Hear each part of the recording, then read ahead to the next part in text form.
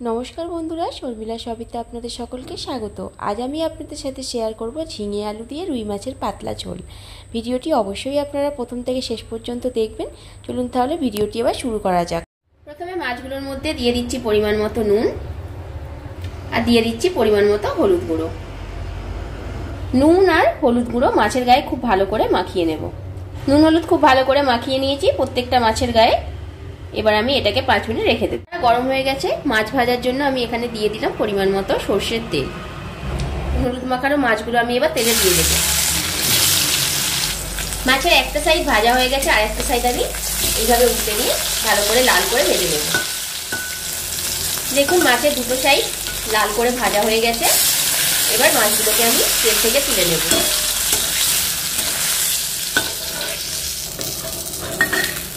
এই তেলের মধ্যেই দিয়ে দেব ফোড়নে অল্প একটু কালো জিরে, আর দিয়ে দেব একটা মোটা মোটা করে পেঁয়াজ কুচিয়েছি, সেই পেঁয়াজটা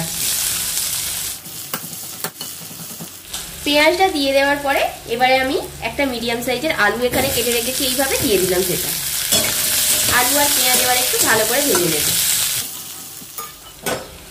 দেখুন আলু আর পেঁয়াজ বেশ লাল করে ভাজা হয়ে গেছে। এবার দিয়ে দেব এতে একটা মিডিয়াম সাইজের টমেটো আর 4-5টা কাঁচা লঙ্কা। সব কিছুকে ভালো করে একটু নাড়াচাড়া করে নিয়ে এবার আমি দিয়ে দেবো আগে থেকে কেটে রাখা ঝিঙে।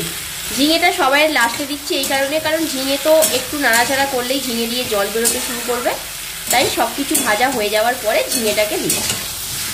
সবার প্রথমে দিয়ে দেব হলুদ গুঁড়ো, তারপর দিয়ে দিলাম লাল লঙ্কা গুঁড়ো। যেহেতু আমি কাঁচা লঙ্কা দিয়েছি তাই ঝালটা একটু কমই দেবো এখানে। আর সবশেষে দিয়ে দেবো পরিমাণ মতো নুন। সমস্ত কিছুকে এবার ভালো করে একবার নাড়াচাড়া করে নেব।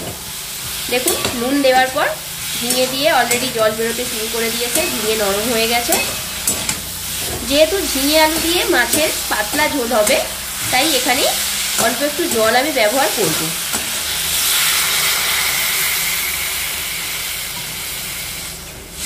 আলুগুলো সেদ্ধ করার মতো একটু জল দিয়েছি, আর ঝিঙে দিয়ে অলরেডি জল বেরোবে তাই বেশি জল দিলাম না। এবার আমি ভেজে রাখা মাছগুলো দিয়ে দিলাম। এবার এটা আমি ঢেকে দিলাম সেদ্ধ হওয়ার জন্য। আর ঢাকনাটা খুলে দেখবো আলুটা কতটা সেদ্ধ হয়েছে।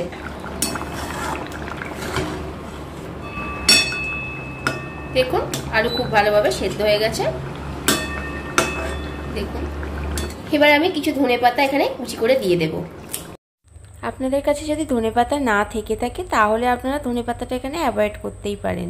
সব কিছুকে আবার ভালো করে একবার মিশিয়ে নিচ্ছি। দেখুন রুই মাছের পাতলা ঝোল আমার পুরোপুরি রেডি হয়ে গেছে। আজকের রেসিপি যদি আপনাদের ভালো লেগে থাকে তাহলে অবশ্যই একটা লাইক, কমেন্ট অ্যান্ড শেয়ার করবেন, আর আমার চ্যানেলটিকে সাবস্ক্রাইব করে দিয়ে আমার পাশে থাকবেন।